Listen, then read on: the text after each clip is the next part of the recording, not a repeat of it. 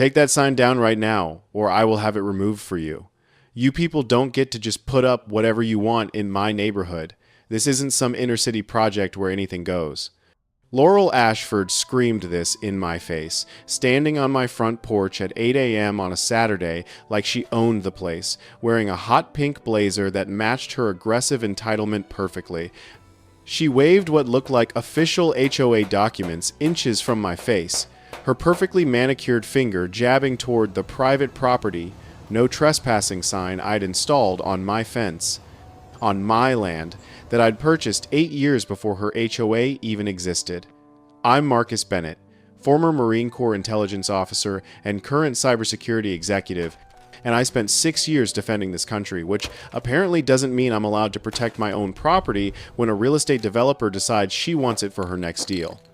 She'd do anything to get it: harassment, threats, forged documents, paying teenagers to vandalize my home. What she didn't know was that I'd been documenting everything, every threat, every lie.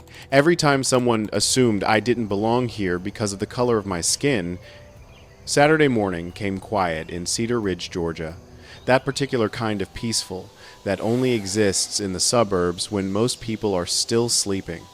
I stood on my back deck, coffee mug warming my hands, watching early sunlight filter through the massive oak trees at the edge of my property. The air smelled like pine and honeysuckle, and somewhere in the distance I could hear deer moving through the underbrush along the trail that cut through my land into the conservation area beyond. This was my sanctuary.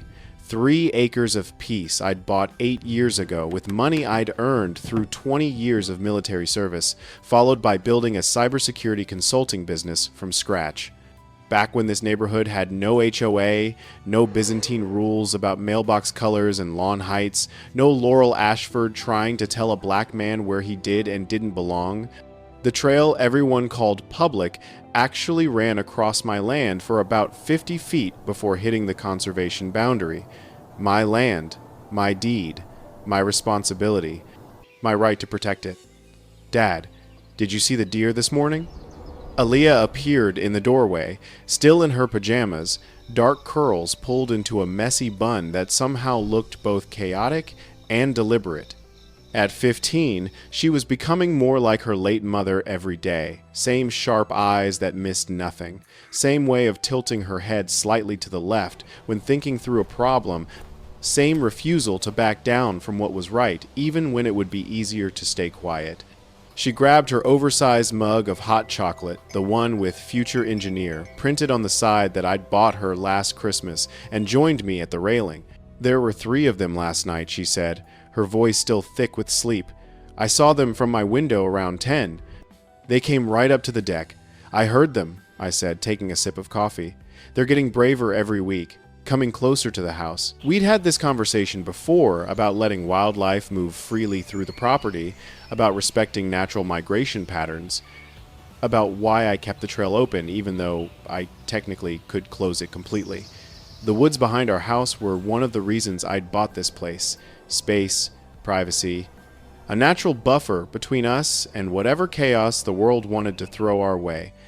A place where my daughter could grow up feeling safe, connected to something bigger than strip malls and traffic. Aaliyah's expression went serious, the way it did when she was working through something that worried her. Do you think they'll always be able to come through here? What if someone builds something or blocks the trail?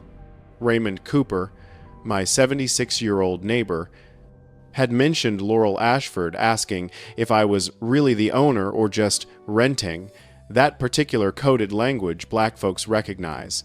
This land isn't going anywhere, kiddo. We're staying right here.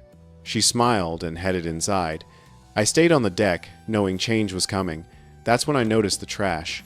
Fast food wrappers, beer cans, pizza boxes. All dumped at the trail edge. I picked up a wrapper, 247 Cedar Ridge Lane printed on the receipt, the Morrison House. I grabbed a garbage bag and started collecting, aware that how I reacted would be scrutinized differently than if I were white. Keep calm. Document everything. As I tied up the bag, I heard laughter. 2 teenage boys on bikes, the older one in a red hoodie. They slowed passing my driveway, and the one in red glanced back with this smirk. like he knew something. Raymond caught me on my way back. "Morning, Marcus. Those Morrison boys?" I nodded. "Their mother's tight with Laurel Ashford. Been at her house 3 times this month."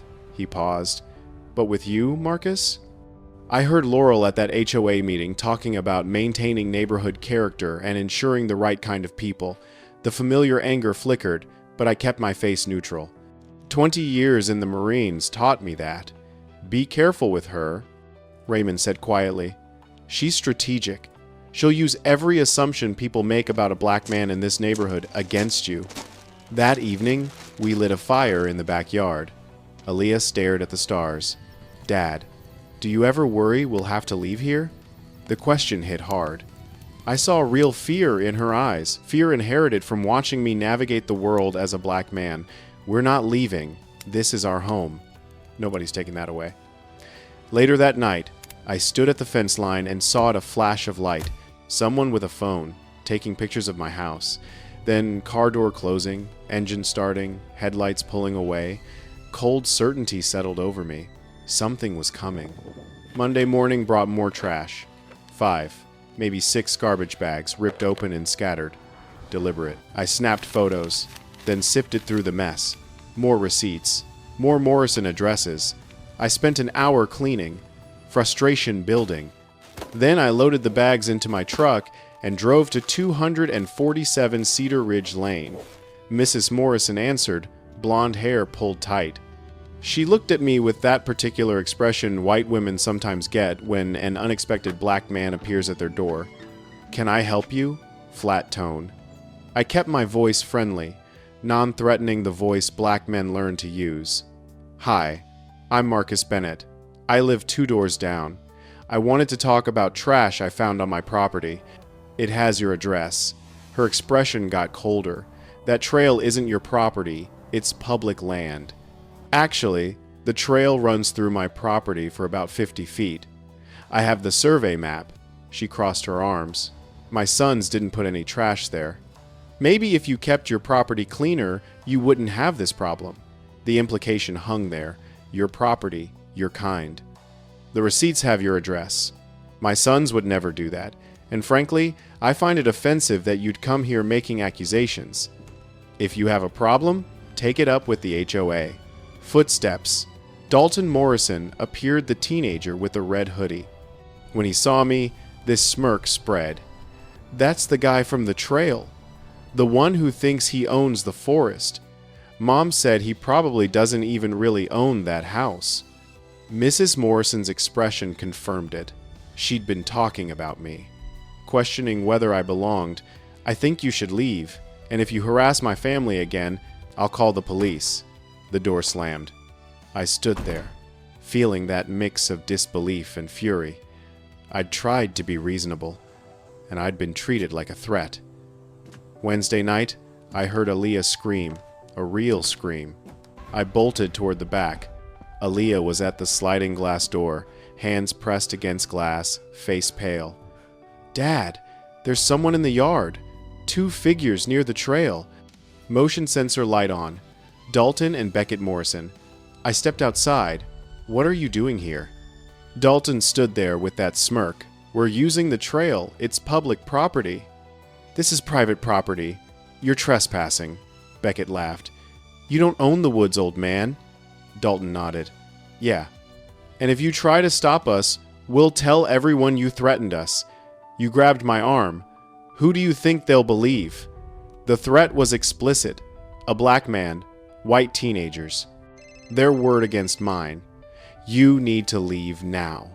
Beckett stepped to one of the flower planters my late wife had planted, Aaliyah's favorites, and deliberately kicked it over. Soil spilled. Flowers crumpled. "Oops," he said, grinning. Behind me, Aaliyah gasped. They walked off, laughing.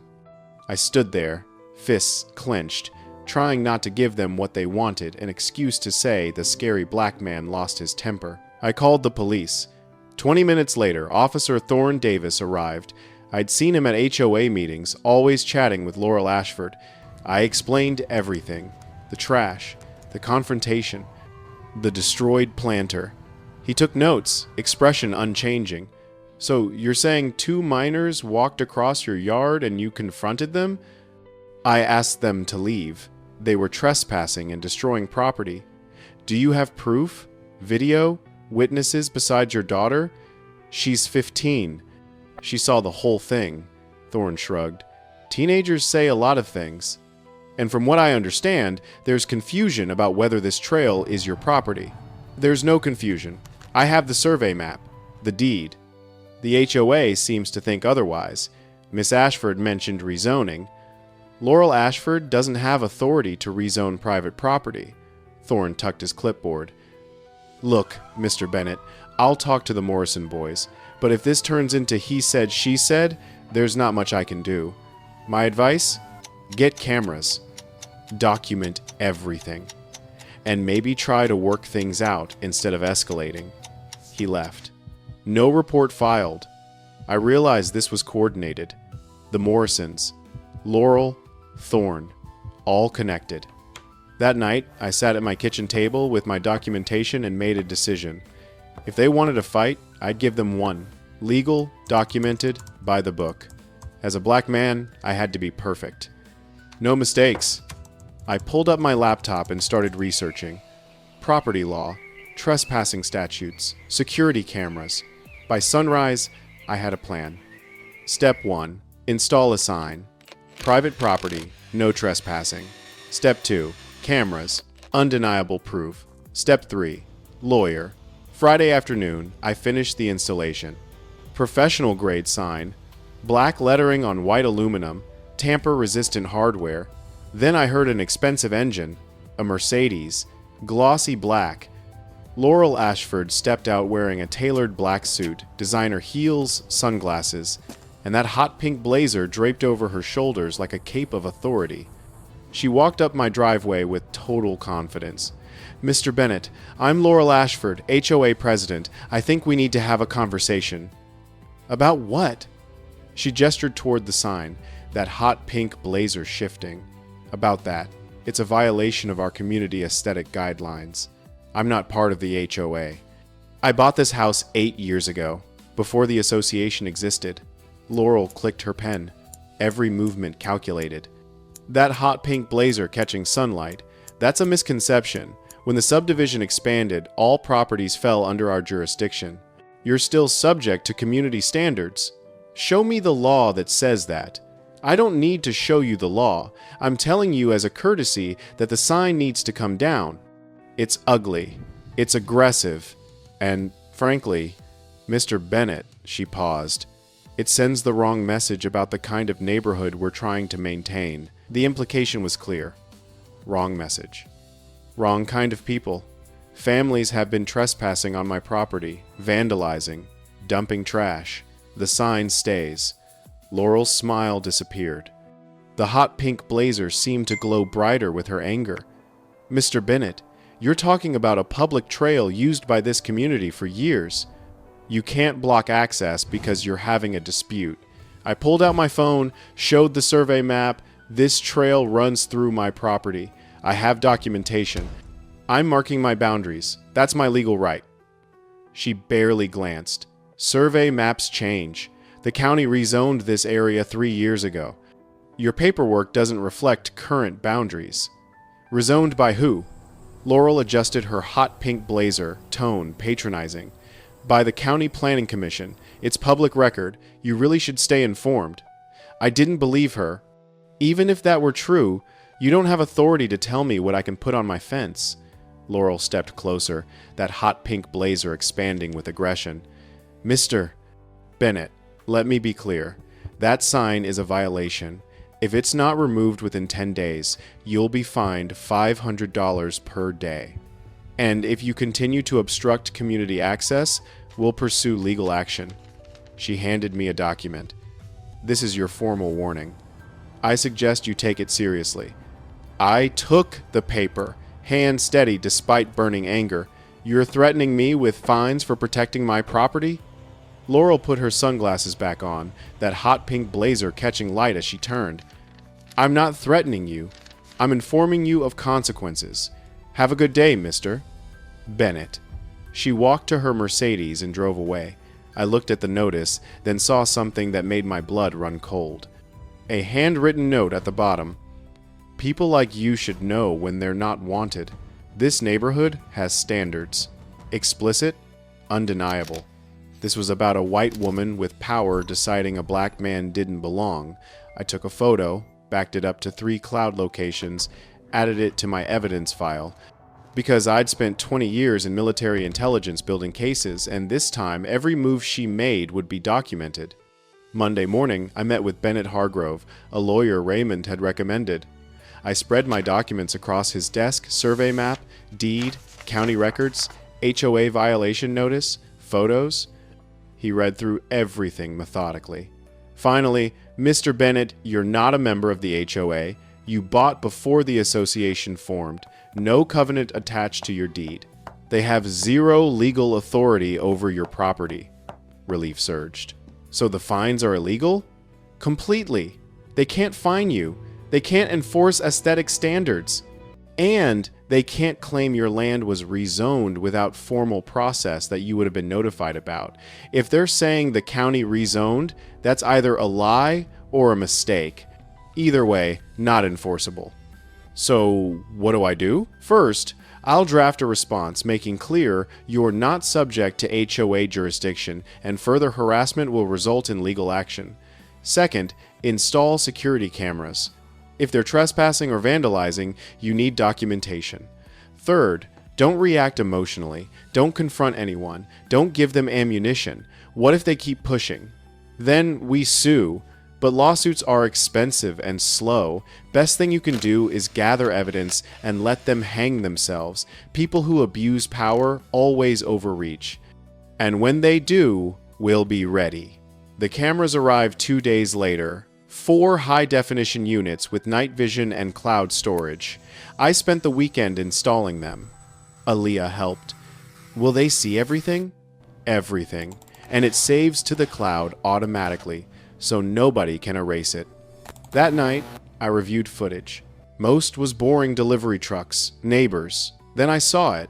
Dalton and Beckett at my property edge, pointing at cameras and laughing. One flipped off the lens. The other threw a rock at my fence. I saved the clip, backed it up. This wasn't just about defending my home. This was about making sure they couldn't do this to anyone else. Late Monday night, the back camera caught something that made my blood run cold. 11:17 p.m. Dalton and Beckett creeping with garbage bags. Infrared picked them up clearly. Beckett dumped a bag.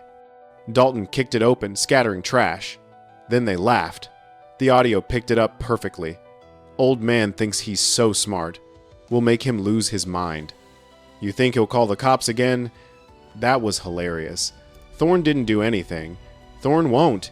He's tight with Miss Ashford. She told my mom if we keep messing with this guy, she'll pay us $200. I froze the video. Rewound. Played again. She told my mom if we keep messing with this guy, she'll pay us $200. Proof.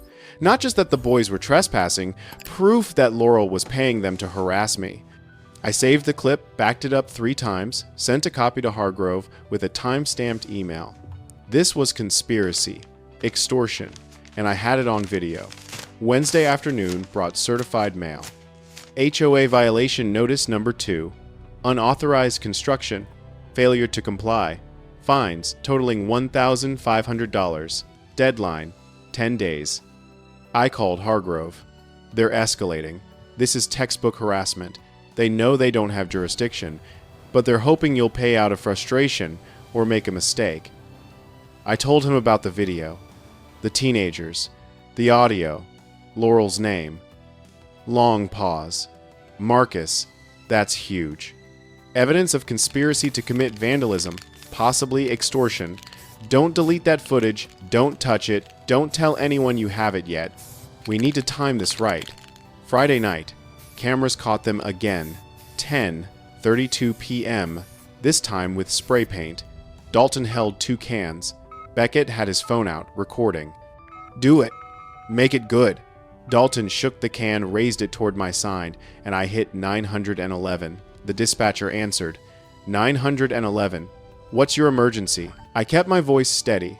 I have 2 individuals on my property attempting to vandalize a structure. I have them on live camera feed. I need an officer immediately. She asked for my address, asked if I was in danger, asked if suspects were armed. No weapons, just spray paint. But they're minors who've been trespassing repeatedly, and I have proof of prior incidents. An officer is en route. Stay inside. Do not confront them. I don't plan to. I stayed at my kitchen table, phone in one hand, laptop open with camera feed streaming. Dalton got maybe 2 seconds into spraying before sirens cut through the night. He froze. They looked at each other, panic spreading, then ran. The squad car pulled in with lights flashing. An officer got out fast. Not Thorne, someone else. Hispanic. Name tag. Delgado. The same officer who'd questioned Thorne before. He saw the boys running and shouted for them to stop. He radioed for backup and took off after them. I met him at the door, holding my phone with live feed streaming. I have video of the whole thing. Delgado glanced at the phone, saw the timestamp, saw Dalton holding the spray paint can. Send that to me right now. I need it for evidence. I forwarded the clip, and he called for the boys. Eventually, they emerged from behind a neighbor's shed, hands up, faces pale. Delgado cuffed them and walked them back. Beckett was crying. Dalton stared at the ground. I'm going to need statements. Mr. Bennett, show me the exact footage, timestamps, and any prior incidents. I showed him everything. The trash dumps, the damaged planter.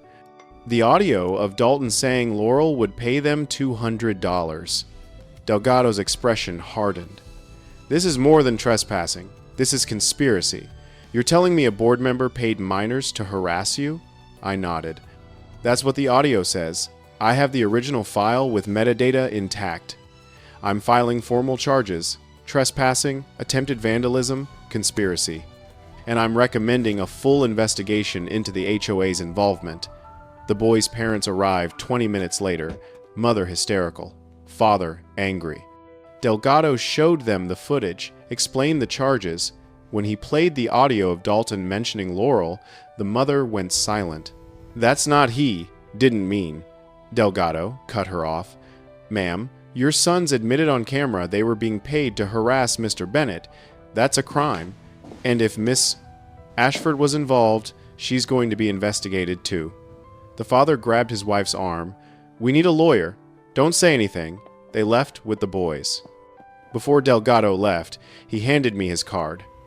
Mr. Bennett, I'm going to be straight. There's something bigger going on here than a property dispute.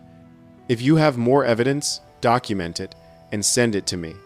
I can't promise how fast this moves, but I promise I'll take it seriously. Saturday morning, Laurel showed up.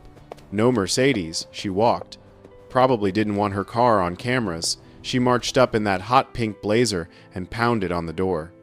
I opened it with my phone already recording. Miss Ashford, what can I do for you? You had children arrested over a harmless prank. Do you have any idea what you've done? I kept my voice calm. I had 2 individuals trespassing and attempting to vandalize my property detained. That's not a prank. That's a crime. Laurel stepped closer, hot pink blazer vibrating with anger. Those boys made a mistake, but you're destroying their futures over nothing. You're going to regret this. I have the best lawyers in this city, and I will bury you in legal fees until you're bankrupt. I held up my phone, showing the recording light. Are you threatening me, Miss Ashford? On camera? She froze. Eyes flicked to the phone, then to cameras on my house. I saw the moment she realized she'd made a mistake. She stepped back, forcing expression neutral. I'm not threatening anyone. I'm simply informing you that your actions have consequences. So do yours. The police have audio of those boys saying you paid them to harass me. That's conspiracy, Miss Ashford. And if you keep showing up making threats, I'll add harassment. Her face went pale. For a second, I thought she might deny it, but she didn't. She just turned and walked away. I closed the door, saved the video, sent it to Hargrove. She just confessed on camera. His response? Do not engage with her again. Let her hang herself. We're almost there. Tuesday evening. Someone knocked. A woman, maybe early 40s. Dark hair, professional. Mr. Bennett, I'm Miriam Blackwood. I live 3 houses down. Do you have a minute? Raymond had mentioned her a lawyer who'd had a run-in with the HOA. I invited her in. I heard about your situation with Laurel. The sign, the fines, the harassment. I wanted to talk, because she's done this before. To me, to at least 3 other families. Anyone who has property she wants. What do you mean? Miriam leaned forward. Laurel isn't just HOA president. She's a developer. She buys land, flips it, builds on it. Your property backs up to the conservation area, which makes it valuable. If she could get you to sell or force you out, she could develop it or flip it. I felt cold. So this isn't about the sign. The sign is just an excuse. She's using the HOA as leverage. She did it to the Henderson family 2 years ago. Constant violations, fines, harassment. They sold 6 months later at 20% under market. Guess who bought it? Why didn't anyone stop her? Because most people don't have proof, and the ones who do are too scared. The HOA has lawyers. Laurel has connections. She's friends with half the county planning office and at least 2 police officers. Thorne. Exactly. We talked for 20 minutes. She gave me her number, told me to call if things escalated. If you're willing to fight, if you're willing to see this through, I'll help you. Not just as a witness, as someone who wants to see her held accountable. The HOA held an emergency meeting 3 weeks after the teenagers were arrested. The notice that arrived in my mailbox said attendance was mandatory for all residents, which, in HOA language, meant Laurel was calling in every favor she had, rallying every ally, preparing for a show of force. I almost didn't go. Hargrove had advised me strongly to stay away, said it was clearly a trap, that Laurel would use my presence against me somehow, but Raymond had convinced me otherwise. You need to see what you're up against, Marcus. You need to understand how deep this goes. And more importantly, you need them to see that you're not backing down, that you're not afraid of them.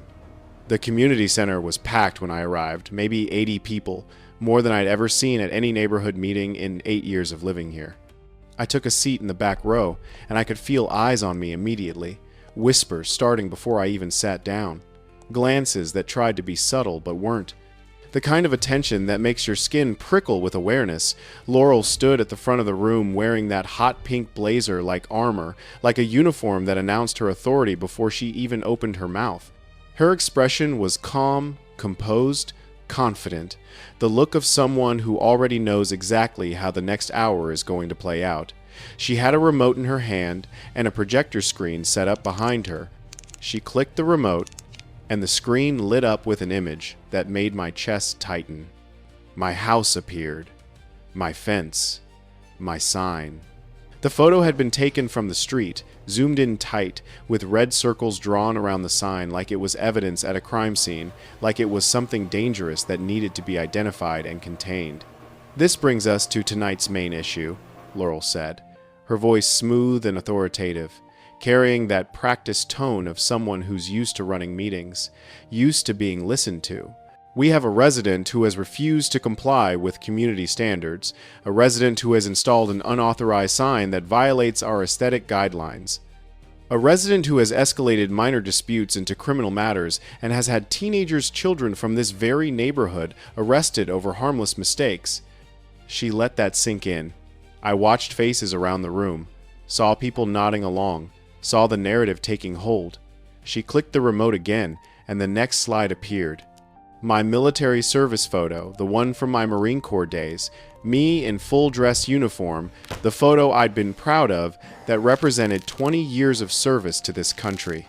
But the caption underneath, added by Laurel, read in bold red letters, Marcus Bennett, previously court-martialed for assault, discharged for violent behavior. My blood ran cold. My hands gripped the armrests of my chair so hard my knuckles went white. That was a complete, absolute lie. I'd never been court-martialed, never even been formally disciplined. I'd left the Marines with an honorable discharge and commendations for my service in intelligence operations. Murmurs rippled through the crowd like a wave. I saw faces turn toward me, confusion giving way to suspicion, giving way to something that looked a lot like fear. I saw a woman in the third row physically pull her purse closer to her body, saw a man whisper something to his wife, and shake his head. Laurel continued, her hot pink blazer catching the fluorescent light as she moved. Mr. Bennett has a documented history of aggressive behavior. His military record shows multiple incidents of violence against fellow service members. He was discharged under questionable circumstances. And now he's bringing that same pattern of aggression into our peaceful neighborhood. Every word was a lie. Every single word. But she said it with such confidence, such authority, that I could see people believing her. She clicked again. Another slide appeared. Property purchased through questionable means, investigation pending. There are also serious questions, Laurel said, her voice dropping to something conspiratorial, something that invited the audience to lean in and share a secret about how Mr. Bennett was able to afford property in Cedar Ridge. The timeline doesn't match his claimed employment history. His stated income doesn't align with the property value. Some residents have expressed concerns privately because they're afraid of retaliation about possible drug-related income or other illegal activities. About whether this property might be a front for operations we don't want in our community. The room exploded. People talking over each other. Someone shouted from the middle, "Is that true? Has anyone verified this?" Another voice, older, angrier. I knew something was off about him from the start. You can tell. A third voice. What about our property values? What about our safety? I stood up, my heart hammering against my ribs, trying to keep my voice steady, even though rage and disbelief were coursing through every nerve. That's not true. None of that is true. I've never been court-martialed. I was never discharged for violence. I bought this property legally 8 years ago with money I earned through 20 years of legitimate military service and building a successful cybersecurity consulting business. Miss Ashford is lying. She's making things up because I won't let her bully me off my own land. Laurel's smile was cold, hot pink blazer glowing with triumph. Mr. Bennett, if you have documentation proving these claims are false, you're welcome to submit them. But as it stands, we have serious concerns about your presence in this community. A woman stood. How do we know he's telling the truth? How do we know he's not dangerous? Another voice. He had those boys arrested. Over spray paint. That's excessive. Raymond stood, voice shaking but firm. Now hold on. I've known Marcus for 8 years. He's a good man, a veteran, a single father. Laurel is making things up. Sit down, Raymond. You're just defending him because you're friends. A man near the front, someone from the Morrisons' house, stood. My wife feels unsafe with him in the neighborhood. Our boys made a mistake, sure, but having them arrested? That's vindictive. That's the behavior we should be worried about.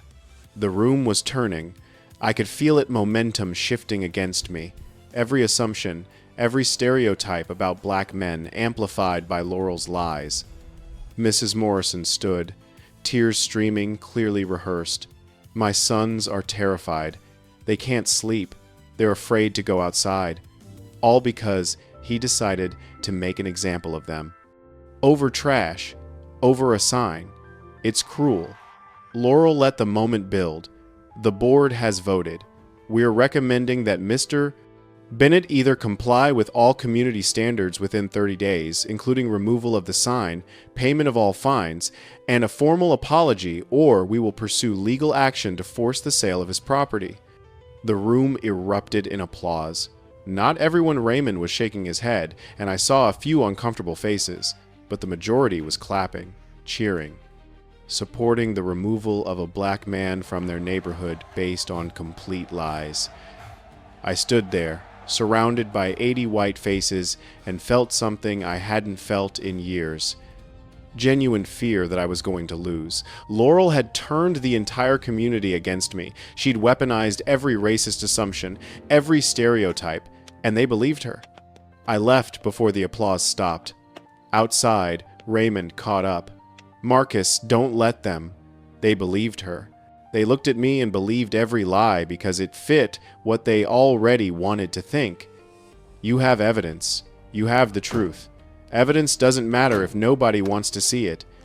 I drove home, where Aaliyah was waiting. She took one look at my face and knew.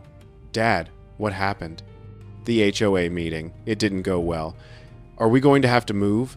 I looked at my daughter, this beautiful, brilliant 15-year-old who'd already lost her mother. I don't know, baby.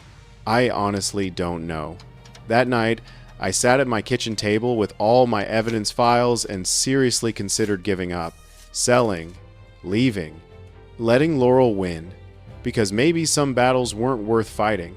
I looked at my house, the home my wife and I had chosen together, where we'd planned to raise Aaliyah, and I thought about what it would mean to walk away, to teach my daughter that when powerful white people decided you didn't belong, your only option was to leave. For the first time since this began, I genuinely didn't know if I could win. I woke up Tuesday morning to my phone ringing. Hargrove. Marcus, you need to see this. Check your email right now. I pulled up my laptop, an email from Miriam Blackwood. Everything you need. Attached were dozens of files. Internal HOA emails, financial records, contracts, and at the top, Ashford, Court, Marshall, Fabrication, Evidence, PDF. I opened it. A screenshot of Laurel's computer screen. Someone had photographed it directly.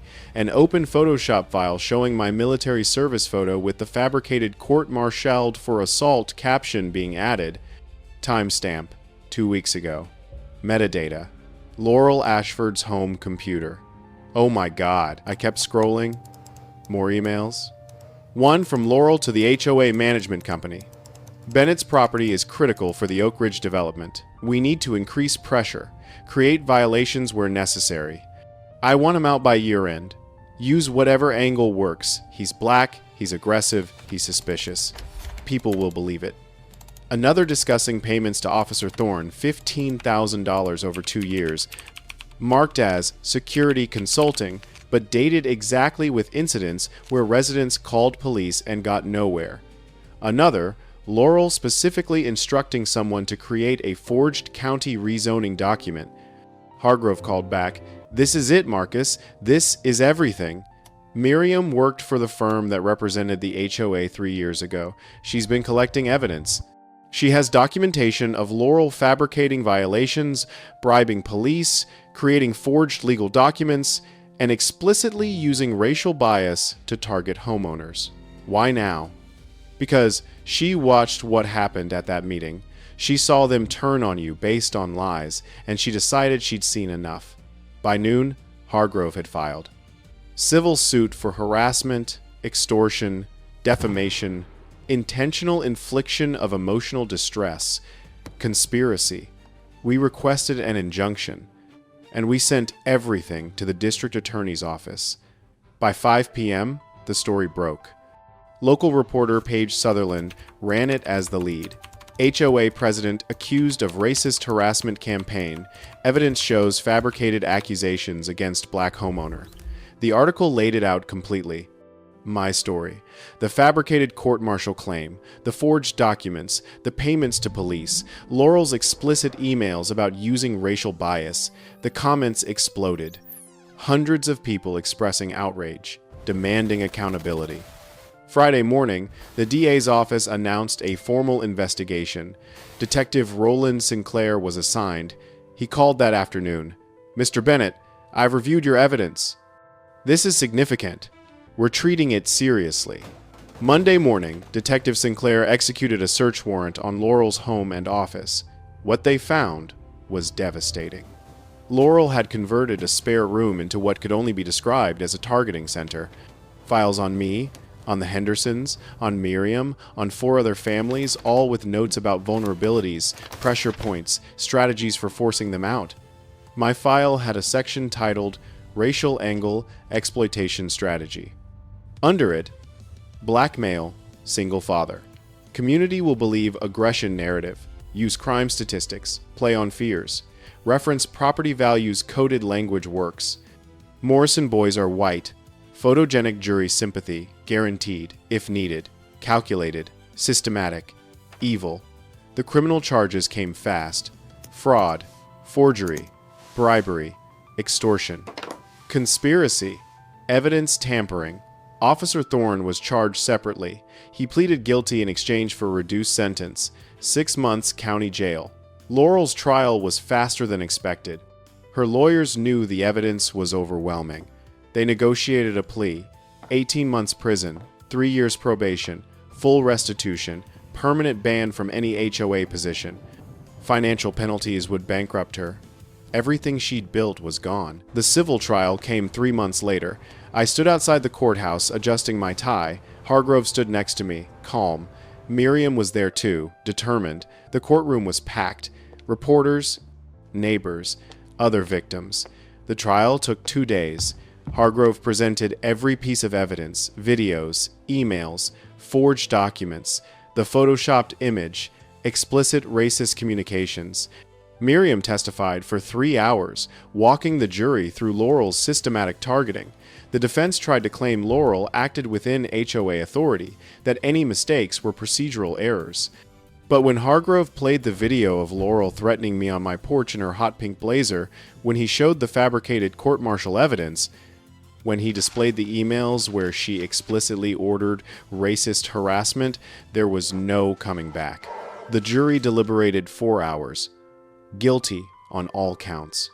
Damages: $380,000 compensatory, $200,000 punitive, plus permanent restraining order, plus all legal fees, $45,000. The HOA was jointly liable and required to implement oversight reforms. Laurel was permanently banned from serving on any HOA board in the county. As she was let out, she looked 10 years older, defeated, broken. Outside the courthouse, reporters swarmed. "Mr. Bennett, how do you feel?" I chose my words carefully.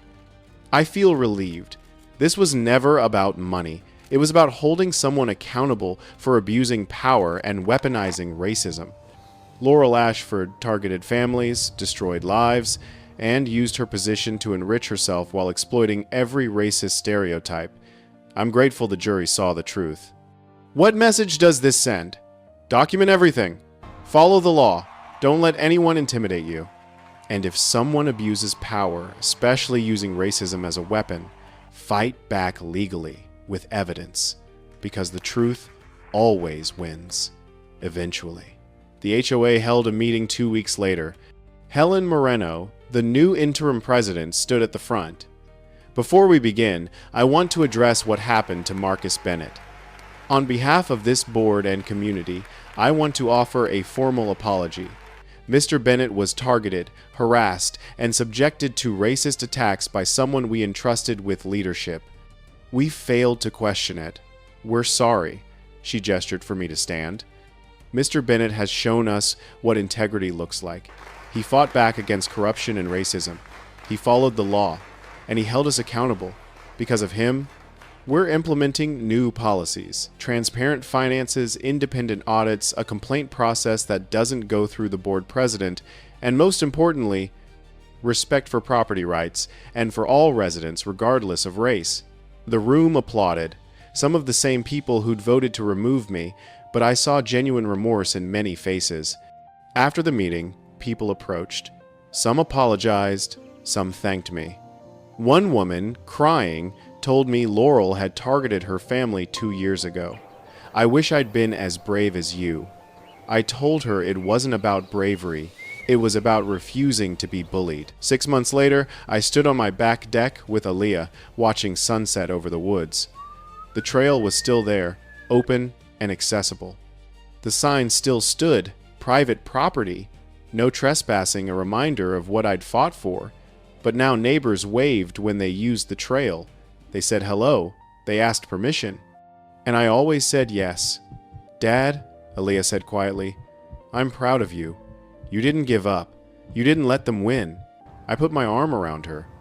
"I did it for us, kiddo. For this house. For the life your mom wanted us to have. Do you think Mom would be proud too?" My throat tightened. "Yeah, I think she would." We stood there, watching a deer emerge from the woods and pause at the trail's edge, unafraid, then continue on its way. Aaliyah smiled. "They're back." I nodded. They never really left. They just needed to know it was safe. Inside, my phone buzzed. A text from Miriam. New job offer. Corporate compliance. They want someone who isn't afraid to call out corruption. Thanks for giving me that chance, I texted back. Congratulations. Another from Delgado. Promoted to sergeant. Thanks for being one of the good ones. The ripple effects kept spreading. That night, I sat at my desk and opened my laptop.